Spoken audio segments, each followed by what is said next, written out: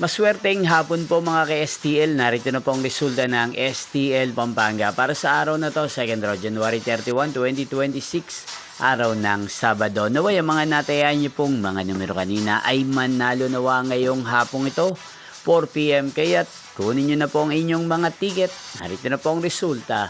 Ang mga numerong nanalo sa STL Pampanga ngayong hapong ito, January 31, 2026, 4 p.m. second row result.